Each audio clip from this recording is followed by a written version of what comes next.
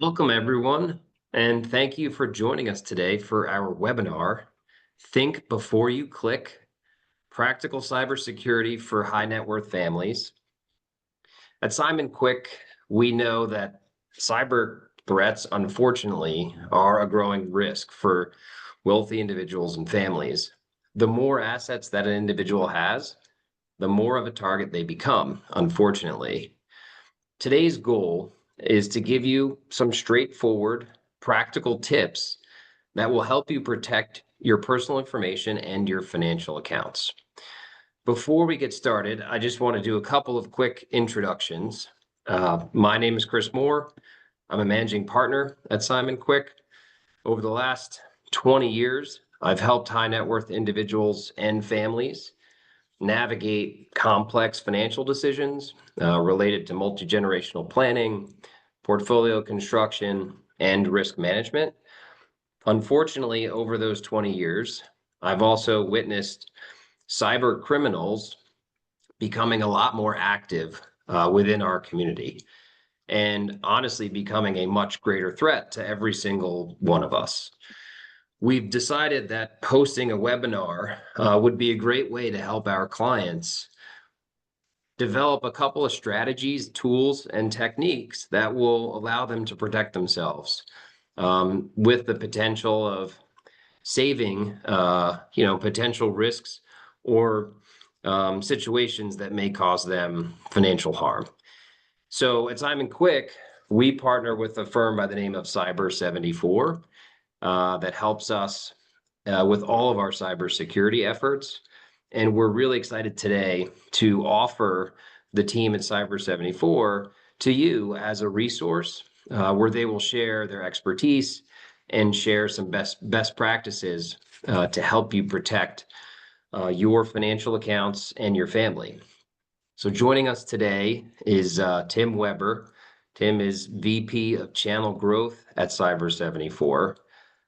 Tim, I just want to say thank you for lending us your time and expertise. If you wouldn't mind just giving us a little bit of your background. Yeah, absolutely. Thank you, Chris, and thank you to the Simon Quick team for having us be part of this webinar today. As Chris mentioned, I am with Cyber74. Cyber74, we are a national cybersecurity consulting firm. We focus on high net worth individuals as well as small to medium-sized businesses and government. And our goal is to help people understand what's going on with security and how they can best protect themselves. In my role in particular, I spend a lot of time doing events and presentations like this, helping people try to bridge the gap between, the big scary world of cybersecurity and what they need to do. I've been in this space for a little over 25 years now in the IT and cybersecurity space. I've got a number of technical certifications from a cybersecurity standpoint, as well as a master's in cybersecurity and information assurance. So, hoping to share some information with you today and give you maybe a couple nuggets here and there to help keep you all safe. Great. Thanks, Tim. Certainly excited to pick your brain for a little bit here. For the group, just to set the stage, today's webinar is for both individuals and for business owners. We do have a lot of business owners as clients that worry about what it is they could do differently or better to protect their businesses from cyber threats and cyber criminals. So we welcome questions from all of you today. Tim is going to lead us through a brief presentation that will cover kind of the most pressing security issues that our clients are likely facing, and then provide some practical ideas for how best to prevent being attacked from those situations. We will reserve time for Q&A at the end, but please don't hesitate. If you have a question in the interim, send it in the chat, submit it. We will get that and be sure to address it at the end. My compliance team requested that I just read the following disclaimer before we get started. Please keep in mind that this session is intended for general awareness and educational purposes only. The information we're sharing is not tailored to any specific system, organization, or regulatory framework. We encourage you to consult with your own cybersecurity or legal professionals before taking any action based on today's content. All right, Tim, I will turn it over to you.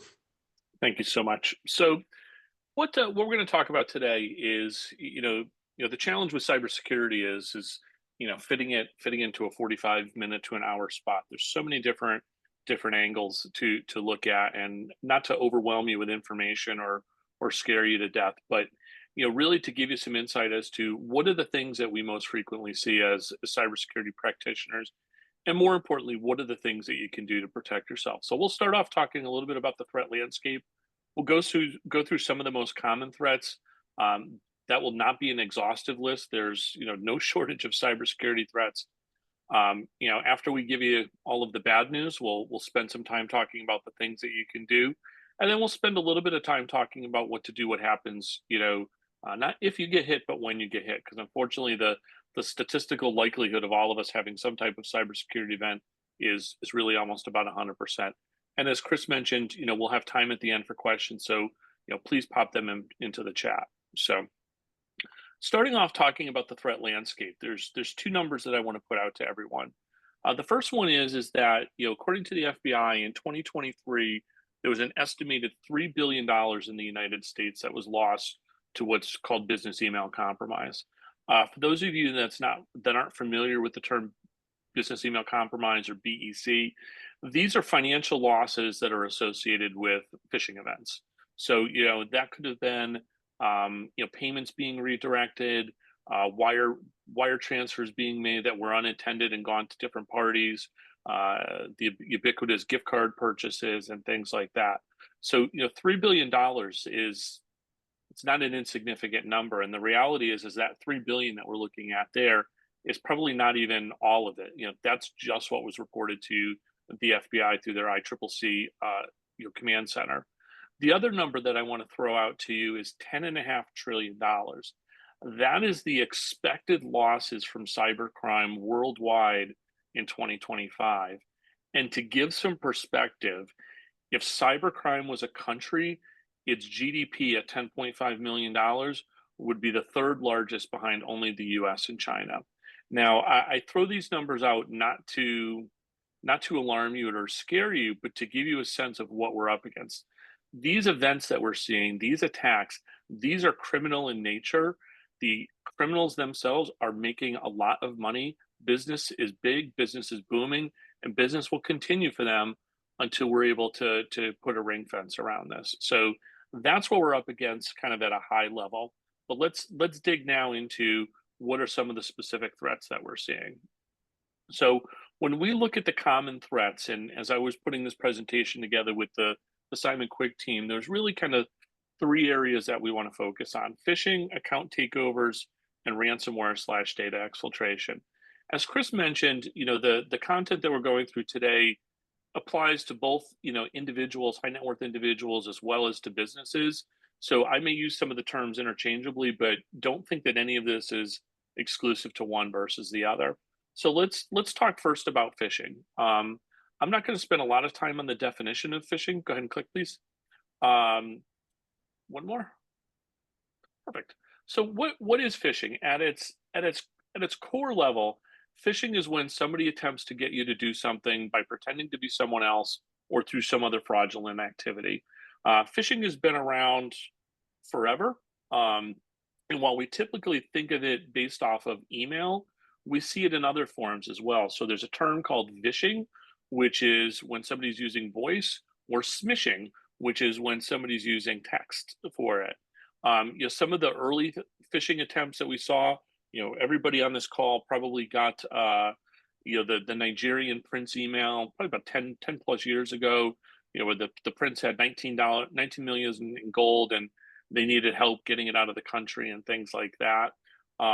That's one of the older, the olders but goodie ones. But we've seen, the phishing activities via email continue to grow and to morph. The voice phishing, the vishing, if any of you have ever gotten a call that says it's from the IRS, that kind of robotic call, and says if you don't do something, take care of something, you could potentially go to jail.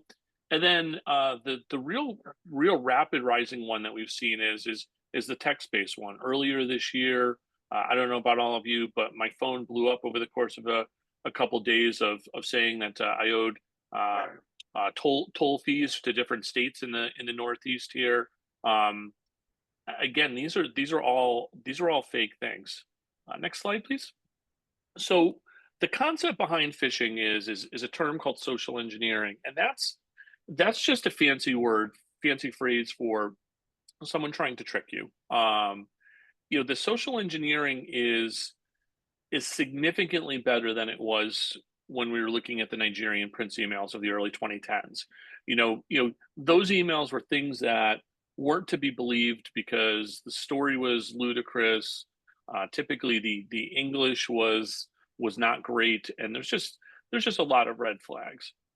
The reality is that the attackers have gotten significantly smarter.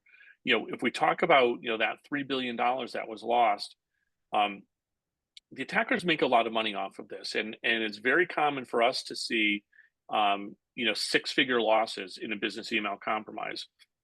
So these attackers are doing their homework. They're doing reconnaissance on the organizations that they're going after. They're using techniques such as heightened emotions, trying to create a sense of urgency. Two areas that we see that happen frequently is if you ever get an email that says, hey, if you don't click here and validate your account's going to be deactivated and your data is going to be deleted. The attackers are trying to get you to really to kind of have a moment of panic and go, oh my God, I need to do this, type thing. They're trying to short circuit some of the logical portions of the brain. From a business standpoint, one of the things that we've seen very, very frequently is the attackers will understand when somebody in a business of a higher level. So, say Chris is on vacation, the Chris's team or colleagues may get emails that phishing emails that say, hey, I'm on vacation this week. Can you take care of this for me really quick type thing? The attackers will take advantage of the fact that if they know somebody's out, either through a social media post or maybe that they've gotten an out of office message. I've seen that very, very frequently where, the attackers will try to try and take advantage of that. Next slide, please. So when we look at the sources of phishing emails, it's if you're getting a phishing email, it's coming from one of two places. It's either coming from a legitimate mailbox that you know and trust, so a trusted account, or it's coming from an unknown source. At times, an unknown source may pretend to be someone that you know, where an attacker will create a fake email, either a fake email address or a fake domain name, and do what's called spoofing to pretend to be someone you know. In the past, our focus was very, very heavily on the unknown sources, that we would be very, very concerned about people that we didn't know, random accounts and things like that. And conversely, we would have a very, very high confidence level in the trusted accounts, and we would, for lack of a better term, sometimes let our guard down.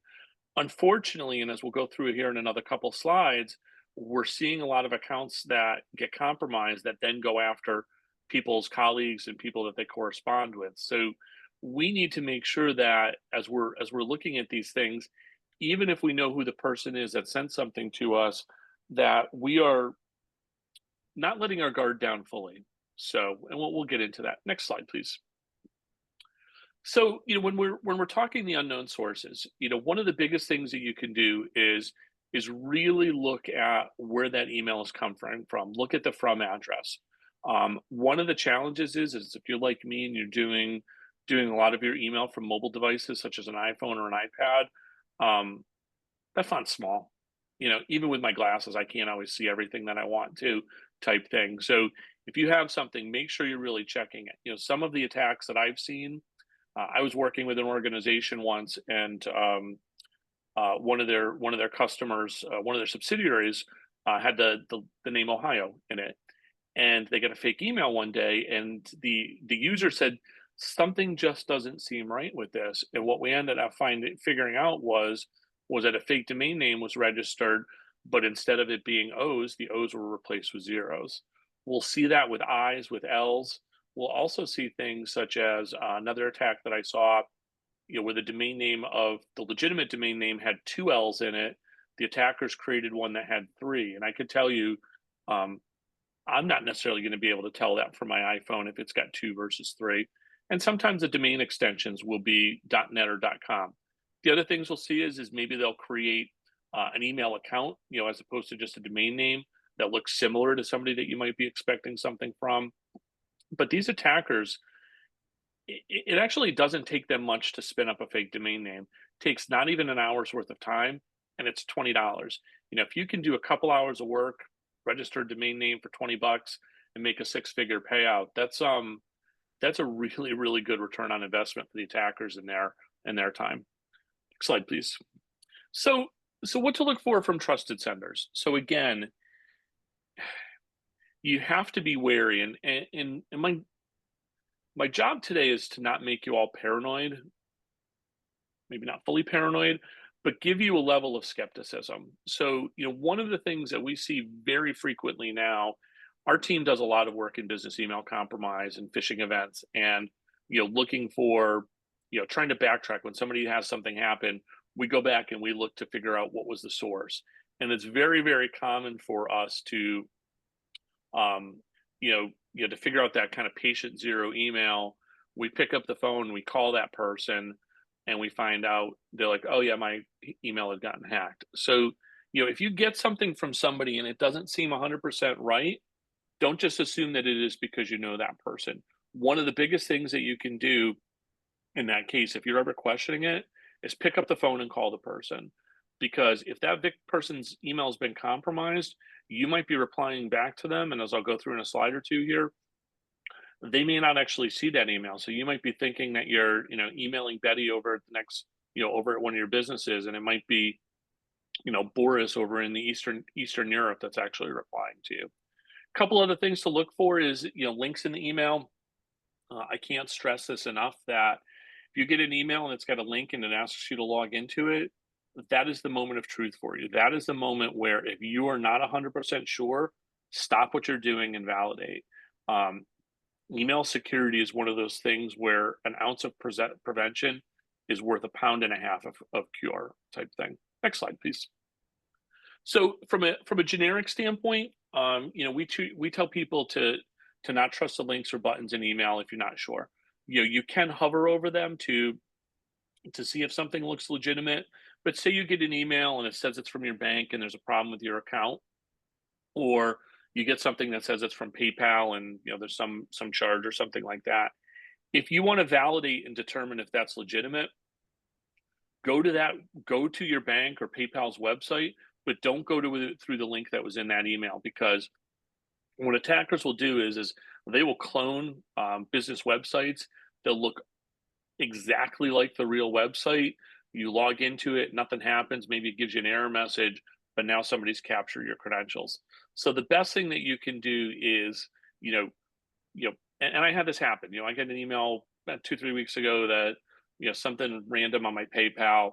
What I did is I went to my PayPal link that I had stored in my bookmarks, went in, logged in with my information, put in my multi-factor code, and I could see that the email itself was bogus. If I had gone through that email, somebody would have most likely been able to capture my PayPal account and potentially start sending money out. Never get information. Just a question on Yeah, that one for you. sure. And I think one of the other areas that I've certainly seen kind of a pickup in the spoofing is, I'll get a text from Amazon saying your account has been compromised, like click here to fix it.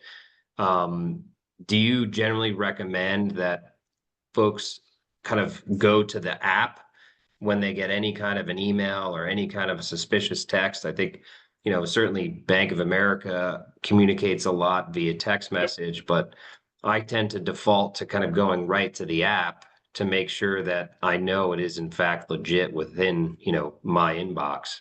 Yeah, that's a fantastic point, Chris. Absolutely. Go to a link that you have saved. Go to the application if you've got one. And yeah, I've gotten it from both from Bank of America, as well as Amazon. And it's funny because sometimes you can look at it and your natural reaction, and this is because of the engineering and the social engineering that these folks put into it, is oh, I got to click on this link and check that. And they're hoping that you're going to do that, where you take that pause, you go through a different mechanism, um, and then that way you can make sure that you're safe. So great point. So Um, if you get an email and, if it's a even if it's a trusted source and it says you click the link and it asks you for your username and password, that is a point where make sure that you know that what you're going for. Is this something that is this normal activity? Is this something that you were expecting to receive? Because once you give out your email address and your password, you've now potentially exposed yourself and you have a cybersecurity event. We've talked about the looking at the from address, um, unsolicited contact requests or attachments. If you get something that seems random, your best friend in email security is the delete key. One of the things that I will tell people is if you get something and it says it's an invoice from somebody, if you're not sure, delete it. Because if it's a legitimate invoice, that organization's accounting people will keep hunting you down. And no offense to accounting people, they will find you, type thing. So next slide, please. So what happens if you do fall for an attack? And one of the things that I like to point out is it can happen to any of us. I've been in this space for north of 25 years, focused exclusively on cybersecurity for almost the past 10. I fell for a phishing email last year. Where my internet service provider was in the midst of changing accounts, changing one of the platforms around, and I got an email that says my email was about to be deleted, because of activity. And it caught me in a moment when I was tired and not thinking straight, and I started to click on the link. Fortunately caught myself, but you know, I say that to to make you all feel okay, because it's going to happen to you. It's inevitable. The amount of emails that we all get, the amount of emails that are just garbage and are junk out there, it's a statistical likelihood that every single one of you is going to fall for something at some point. What's important to know is what to do. So, Tim, what happened? Yeah, good. how did you know? How did you know that you clicked on something you shouldn't have, right? I mean, I guess we all get items in Sure. our inbox or via text message, and we say, we're not going to click on this, we're not going to click on that. But that one moment where, God forbid, we do, how Yeah, do you know that it wasn't legit right after you click on it? I think in this case, I think it sent me to a broken link, but it was also one of those things that you have that moment of dread. It's about zero point 0.5 milliseconds after you click on something and you just go, "Ruh-roh, what did I do here?" type thing. And then I beat myself up for the rest of the day for falling for something. I was impressed because these folks had done their homework. It wasn't targeted against me specifically.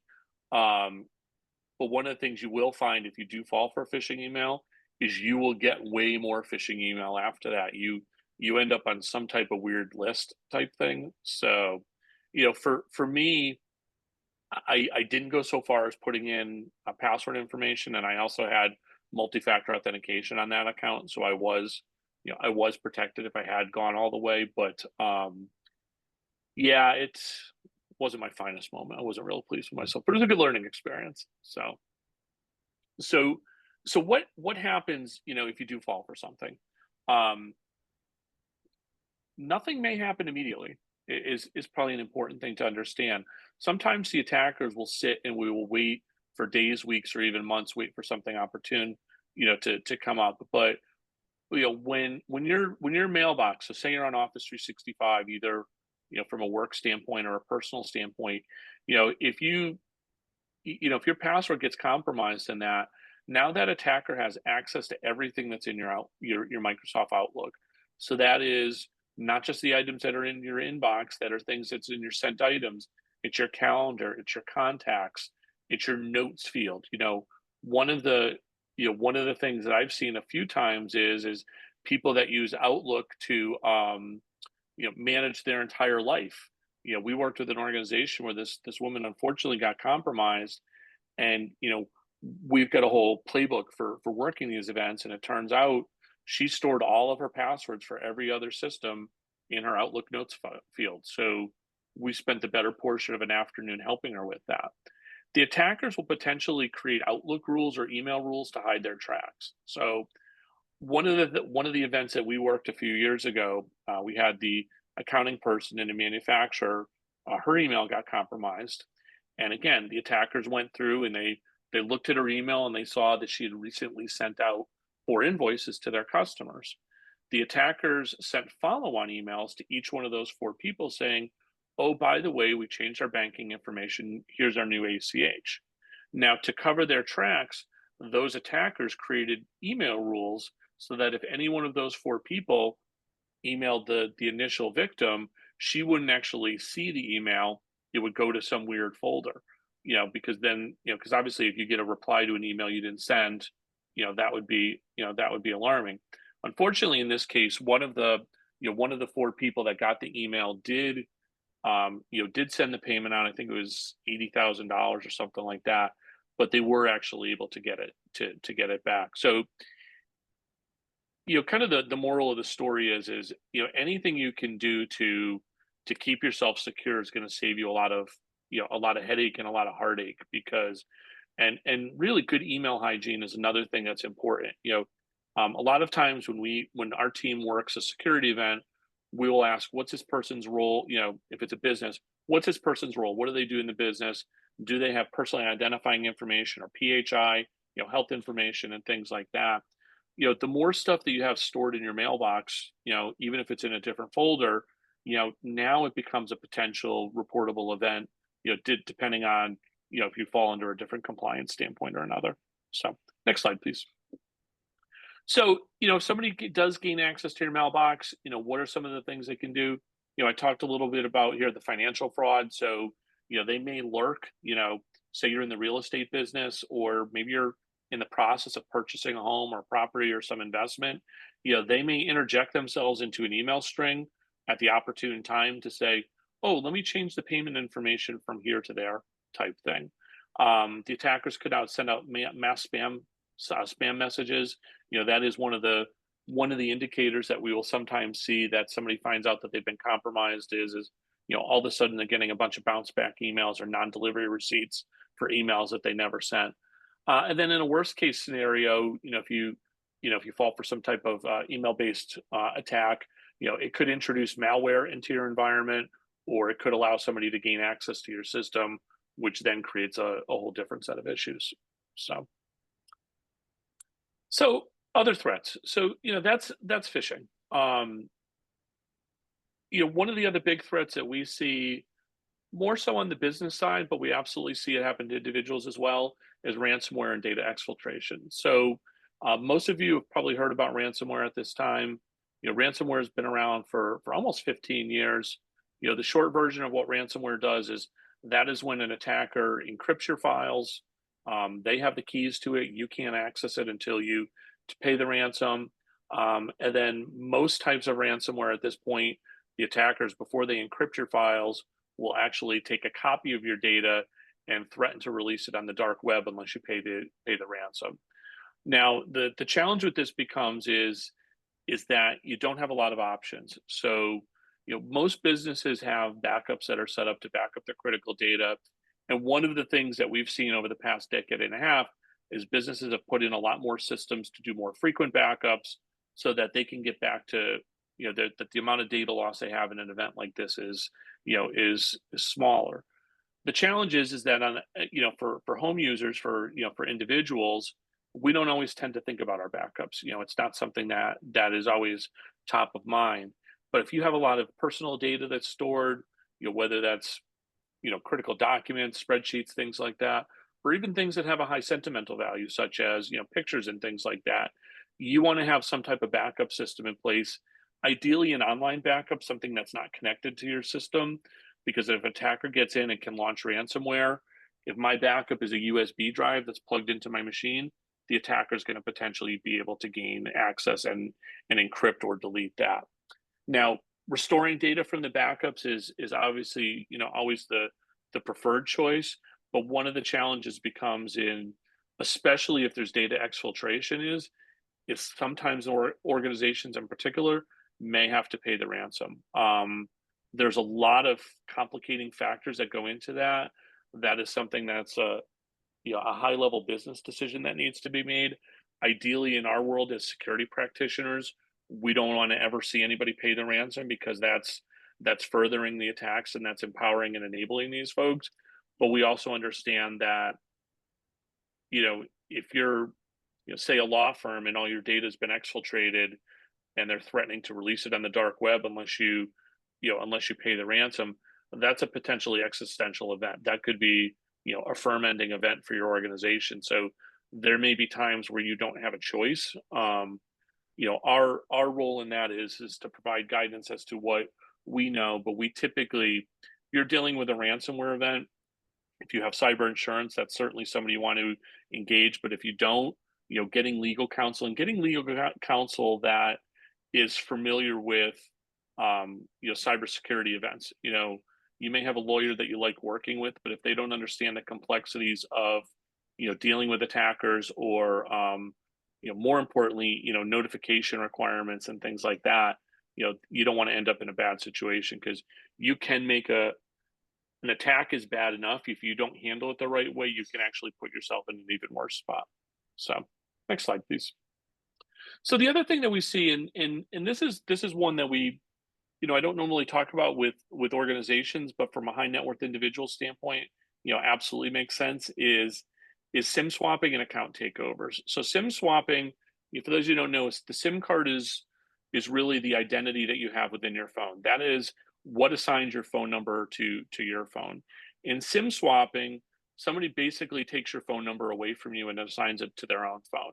Now, what becomes significant about that is that, as we're going to talk about here in the next couple slides of things that you could do to protect yourself, if somebody has your phone number and all of your multi-factor codes and things like that are keyed off of your phone number, then now somebody is potentially able to gain access to your systems. Now, what that can lead to is account takeovers of things such as maybe your email account, which is one of the worst things to lose control over because email accounts control access to so many different things. But we also see this very, very frequently with cryptocurrency theft. So we're not talking cryptocurrency today. It's a little bit above my skill set, but that is something where SIM swapping and account takeovers kind of go hand in hand. SIM swapping is not something you're going to fall for. It is something that is going to happen to you because a criminal either has to trick the mobile provider into switching your phone number or has to be in collusion with somebody that's at the mobile provider to do that. And we'll talk here in a few slides on ways that you can protect yourself from that. Hey, Tim, just going Yes, back sir. to that last slide on account takeovers, which personal kind of email partners are best and which are worst as far as kind of protecting individuals? Yeah, that's like asking what people like better for phones, Apple or Android. So it's a little bit of it can potentially be a little bit of a religion type thing. The reality is that they all have their pluses and minuses. I think the two best ones are Google and Microsoft. I have some philosophical emails when it comes to Google and how they handle some privacy aspects, but that's a different conversation. The reality is that both of them provide a lot of, those two as well as most others provide a good level of control around taking care of your email. So, having a strong password, having unique passwords, which we'll talk about here in a bit. And then, the single most important thing is having multi-factor authentication. Multi-factor authentication is not a silver bullet anymore because there are some attacks that can get around that, but it does a tremendous amount to decrease your likelihood that something bad's going to happen. So, all right, so we've talked about all the terrible things that can happen, and if you're like most of the audiences I talk to, you probably want to go through all your stuff out now. But rest assured, there are things that you can do. So, I've talked about multi-factor at some length, and there's a reason for that, which is MFA is one of the best ways that you can protect yourself. So, MFA is the combination of something and something either you have or something you are. The most common examples of that are, your multi-factor when you have a username and a password, and then you're either getting a text to, 6-digit code to text in, or you're using some type of application like Microsoft or Google Authenticator. The beauty of MFA is that having those two pieces together significantly decreases your risk of having your account get compromised. Again, it's not infallible, especially on the Microsoft 365 world where we've seen attacks that have figured out ways to bypass that, but it does a tremendous amount for you. Now, when you're looking at MFA, one of the things I tell people is enable MFA on anything and everything that you can. So email accounts being the most important, financial accounts, shopping sites, all of these different things. If it has the ability to do it through an app such as a Microsoft Authenticator or Google Authenticator, that's a little bit better than the SMS, the text-based ones, because it protects you against the SIM swapping attacks. But the reality is any form of MFA is better than no MFA. Now, the one thing I will caution you on is that as we all get more used to MFA, make sure that if you ever get an MFA prompt or you get a code texted to you, if you weren't logging into something or actively using something, don't just accept it. Recognize that that may mean that your account has been partially compromised. So I had that happen to me a couple years ago where in the middle of the day, I got a code for an Amazon, for Amazon MFA, and I was not logging into Amazon at the time. So that told me that somebody had somehow gotten my Amazon password. Fortunately, because they didn't have the MFA code, they couldn't get in. I immediately went in and changed my password right after that. Next slide, please. So passwords, it's 2025. We're still talking about passwords. We will probably be talking about passwords till after I retire from this business. Um, Passwords in MFA are your best protection. So, the three key points that I want to hit on here: using longer passwords. So 12 characters or more are what you want to shoot for.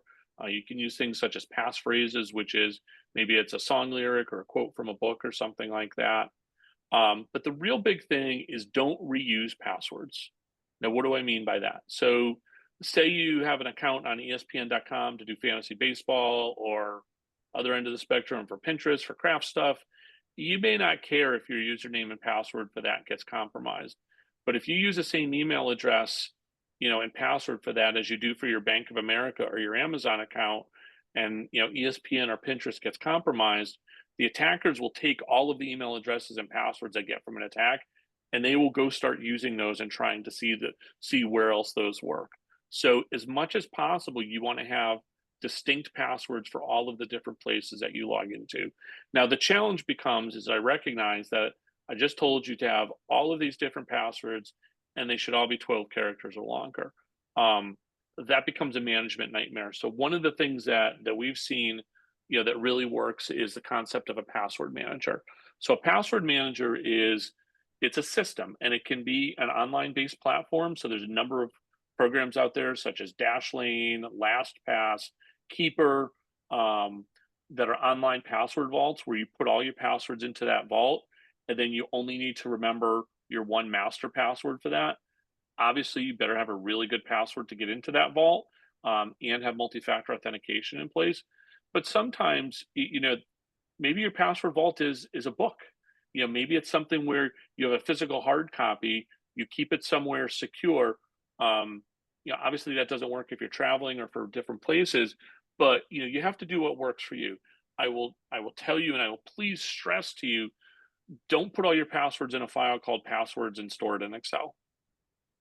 Because attackers look for that. That's what we look for when we do testing. You may think, oh, but I've password protected my Excel file. That does nothing for us. That is a speed bump. The other thing that we suggest to people is if your web browser says, you're logging into something, do you want to store this password? Say no to that. And the reason why is that if I compromise your system, I'm going to run scripts to basically pull everything out of the web browser that I can find, and see where else I can use those. So next slide, please. System updates. So one of the ways that you see people get compromised is that they've got older software in place on their devices, whether that's their laptops or workstations that they're working from, or even their mobile devices, such as their iPhone or iPad or Android phone. Let the updates happen automatically. When I first, even first, as recently as 10, 15 years ago, there was always a leeriness that we had of people's updates. I was 100% convinced for a long time that, the ghost of Steve Jobs would release these Apple updates that would make my phone slower and I would have to buy a new phone type thing. That's not the case anymore. These updates are really, really well tested. And the reality is you're significantly more likely to have an issue with not having a relevant update as you are to something breaks. Now, one important thing to know is that this bottom line, which is don't use unsupported end of life software. Um, we're seeing, I think it's October of this year, that Microsoft is ending support for Windows 10. What that means is that after that point, there will be no more security updates for that. So if a new vulnerability is found that impacts, Windows 10, you're out of luck. You're going to be vulnerable and could be attacked. So, and before anybody bashes Microsoft, Microsoft like supports these things for, I think it's 11, 12 years. So, it's time to go to a new platform. But, with all of your devices, again, for me, I have as much critical data on my iPhone and my iPad as I do my Mac. I need to make sure I'm keeping those updated. Next slide, please. Home networks. Secure your home network. If for me, I'm working out of my house today. If an attacker were able to get in, they could potentially gain access or use that access to gain access to my office-based system. So make sure your home networks are secure. Follow the kind of the industry best practices for whichever manufacturer, and only connect devices that need to be connected. So, for example, if you buy a new washer and dryer, it's got internet connectivity to it. If you're not going to use that functionality, don't connect it. One of the best things that you can do is keep the devices off your network if you're not going to use them. Next slide, please. And then for SIM swapping. So we talked about this before. We put some information in here. AT&T and Verizon both have the ability to set either pins or passcodes on your mobile accounts with them. This is separate than from what's on your phone to basically protect your account. They also both have different features. I think AT&T's is called port freeze and Verizon's is number locked, where you can put in an additional level of security so somebody can't move your phone over to another carrier without your permission. So we threw some links in there. That's something that I would highly recommend, especially for those of you that are doing with anything with cryptocurrency.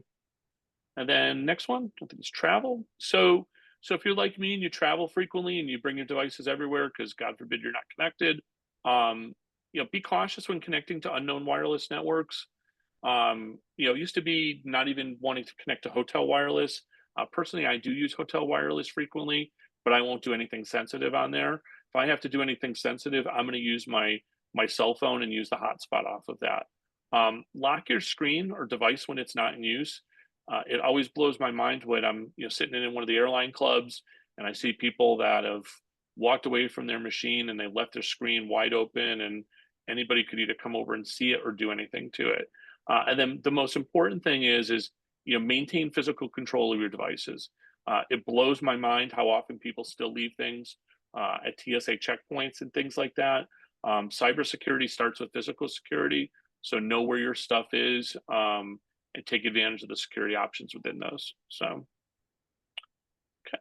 And then lastly, what to do if you've been hit. So, or when you've been hit. Um, one of the biggest things you can do is have a plan before the worst case scenario happens. Now, ironically, in my world outside of cybersecurity, I'm a volunteer firefighter. I'm chief of my local volunteer department. And I talk a lot about for people for planning. You want to do things when it comes to cybersecurity. You want to understand where are your backups? How can you get your data back? Who should you talk to if you have an event? What are the things you need to do? What are the things that you need to consider? Because much like when I get on an airplane, the airlines do the safety briefings before the airplanes even left the ground. Because if they were trying to teach people how to put the oxygen masks on when something terrible is happening, it doesn't work because our brain shuts down. So at a very, very high level, having a plan. If you think you're having a security event, reach out to whoever provides support to you because they can help you confirm if you've had an event or not. Reach out to your Simon Quick advisor. This way, they can help make sure that you're taking the right steps and protect your accounts. If you have if you've had an event and there's been a financial loss, we always suggest reporting this to local law enforcement. Local law enforcement typically can't do much from a security from an investigative standpoint, but having that record is a good kind of first step. And then the FBI has the ICCC clearinghouse, which you report that to them, especially if you've maybe wired money out. They have developed an incredibly good connection with the banking systems, and their recovery rates for, it used to be, if you wired money out, it was gone, and it was gone very, very quickly. But they've I forget the latest number. I did a presentation last year, and an FBI agent spoke right after me, and I was actually blown away as to how much money they were able to recover if you reported it within the first 48 hours. So one of the things to keep in mind is if you've had an event, time is your enemy here. And if you have cyber insurance, absolutely recommend, especially if this is for a business case, engage with them, and legal counsel is needed. I think that's it. Great. Thanks very much, Tim. Really appreciate your insight. Now, with about 15 minutes left, I would like to open the discussion up to our participants. If anyone has a question, at the bottom of the screen, there's a Q&A button. Please just click on that and submit your question. I promise we will get to as many of them as we can. So I think there was one question that I did want to address. Here's our first one. What does Simon Quick do if a client's information is compromised? This is a good one, certainly. We're happy to say that with the support of Cyber74, we've actually developed an incident response plan, and that incident response plan involves an internal fraud team here at Simon Quick. And instead of giving you kind of an answer, I think I can actually share a story that will help you understand what happens. This was a couple of months ago. I was actually traveling in Las Vegas. I was traveling with our head of client service, Vanessa Sullivan, and I got off the plane and I noticed I had a voicemail. I checked the voicemail. It was from a client. Mrs. Client said, "Hey, Chris, we just realized that our email was compromised. And we know that because an outside account that is not currently managed by Simon Quick was pursued by the hacker to try to pull money out of the account. We need help right away." The great thing was I'm standing next to Vanessa, played the voicemail for her, and she said, "No problem, I'm all over it." She is part of the internal fraud team here at Simon Quick. And Vanessa was able to kind of quickly go into action working with the team here at Simon Quick. We sent we reached out to the custodians that the client had accounts with at Simon Quick, notified them that the accounts needed to be frozen temporarily to ensure that no fraudulent actor was able to reach out to them and request any funds or move money on their behalf. We were able to communicate firm-wide that this incident was currently being investigated and that we, as a team, needed to be fully aware of the situation to ensure that it was set up and handled securely. The fraud team here was working behind the scenes with the client to give them kind of the help and security that they needed to ensure that their accounts were safe. There was no, money movements on their behalf. And that was really kind of cool to watch for me. And it happened very quickly. It happened immediately. It happened in the Uber on the way, over to the first meeting. So within a couple of minutes, we had made substantial progress to protect accounts on behalf of our client. Fortunately, our team's well trained for that, and we're ready, to act whenever necessary. Okay, I have a line of questions here in front of me. The next one I'm going to give to Tim. Websites often want to add cookies Sure. before you can peruse their site. Can you make a comment on that? Yeah, absolutely. So Deborah, great question. From a security perspective, I don't have any concerns with cookies. The cookies have actually always been being populated by the websites.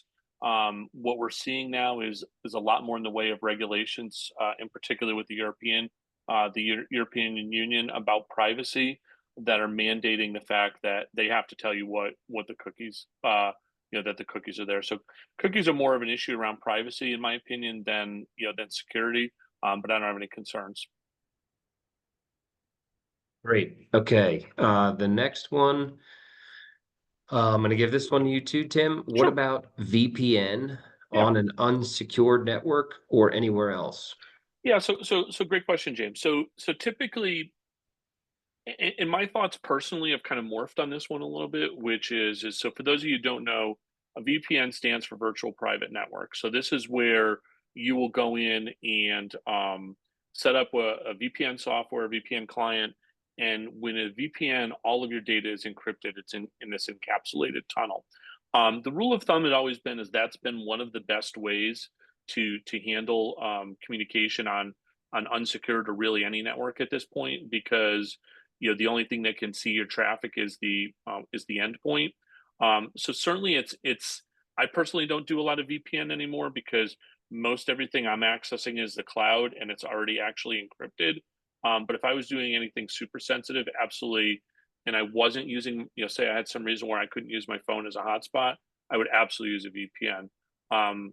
Most organizations will have VPNs, if you're running a business class network, but there's commercial solutions. I think Nord is probably the one that I'm most typically seeing that pop up. But I think there's some other ones out there as well. Great. So the next question, what trends are you seeing with incidents and artificial intelligence? How will AI hurt or help us? How much time do we have? So this is AI is one. Most of my presentations that I'm doing right now are AI focused, and I actually like to start off to talking about the good side of AI. And the reality is that for those of us that are in the security space, AI, and particularly some of the machine learning aspects of it, are a godsend because that's the only way that we can sort through and be able to handle the sheer volume of data that comes in to monitor for security events. So that's the good aspect of it. The bad aspect of it is that I talked about the $3 billion that was lost in business email compromise and phishing and things like that. AI has absolutely 100% lowered the bar that you don't need to be a computer expert to commit cybercrime anymore. Anybody can do it with the commercially available tools that are out there. Yeah, they supposedly put in guardrails and ring fences around not being able to do bad things, but you can actually get around that. The other big concern that I have right now is the deep fakes. That is a huge concern, and there was a news story this week. I think it was Marco Rubio, Secretary of State. Somebody had did a clone of their voice and was calling governors and ambassadors and things like that, pretending to be him. So um, there's a lot that remains to be seen in this, and AI governance is and AI goes even further because how are you how are you governing how that's used? If you have a business, what are you allowing your people to put into Chat GPT or Gemini or things like that? So that's a kind of a whole ball of yarn to unwind, but um, I think overall AI is a positive thing. And I say that hoping that the AI bots are listening and remember that down the road type thing. But it is something we have to be mindful of. Great. Thanks, Tim. Another question here. You mentioned insurance and cyber insurance. What insurance companies offer cyber insurance for individuals? I don't know that specifically. I recall hearing a radio commercial of all things where somebody was offering that, and it was for the life of me, I can't remember which agency it was, but I think most of the commercial brokers now have that. The one thing I will say to you is understand exactly what they're going to what they're going to cover and what the limitations are because we've seen we've seen an absolute shakeup in this whole market over the last 10 years because the cyber insurance carriers have gotten absolutely slammed by the amount of claims. Um, so know what you're covered know what you're covered against, and what the requirements are. Yeah, for anyone interested in learning more on cyber insurance, if your client assignment quick please reach out to your client advisor. We do deal with this question frequently. We agree with Tim. The short answer is you want cyber insurance. We would say, though, that not all policies are created equal. So it's important that you kind of assess your need and then find the right policy to fill any voids there. Okay, the next question. My computer will create a complex password for me and save it for future use. Should I use this system? So Meryl, I'm going to assume that this is probably your web browser that's asking, so maybe Google Chrome or something like that. I would suggest no to that because again, if it if it stores your password associated with your Chrome browser, an attacker could, if they gain access to your system, could run a script that pulls all of that information out. Great. The next one, Tim seems to be less than enthusiastic about Apple Password Manager. Why is that? Yeah, David, that's a great question. I don't know that I have anything against it. I've been using one of the commercially available tools, for a long time, and I've tried to stay. Actually, I can tell you why. I've needed to be platform agnostic for a while, because I not only, as I mentioned, I've got a myriad of Apple devices here on my desk, but I also run Windows devices as well. So the ability to access my password vault from my Windows OS machines, not just my Apple devices. I know a lot of my friends, a lot of the folks in the cybersecurity world are very, very heavy into the Apple space, and it's a keychain, I think it is the Apple one. They're fans of that. So there's pluses and minuses. So for example, Okta's been hit, which is a big password manager. LastPass has been hit. They've all had different things at different times, but they all continue to leapfrog over each other. So I think you want to make sure that you've got one that's reputable. And then most importantly, don't dumb it down. Take all of the advanced security settings. One of the challenges that I've struggled with is a lot of organizations, not specific on the security side, but commercial, they've always gone for usability over security and not enforced MFA and things like that right out of the gate, and that's how we've ended up in these situations. So take the most secure configurations you can do, spend some time learning about it, and an extra couple seconds here and there logging in can save you a lot of heartbreak down the road. Thank you, Tim. It looks like that's all the time we have for questions today. Big thank you to Tim Weber and Cyber74 for lending his time and expertise to us. I also just want to thank all of the guests that have joined. We hope you found this to be an informative discussion. If you're interested in learning more, please do not hesitate to reach out to your client advisor at Simon Quick. Cybersecurity is very front of mind for us. We would happily have a conversation with you on any of your concerns. Thank you all. We hope you have a great afternoon. Thanks, everybody.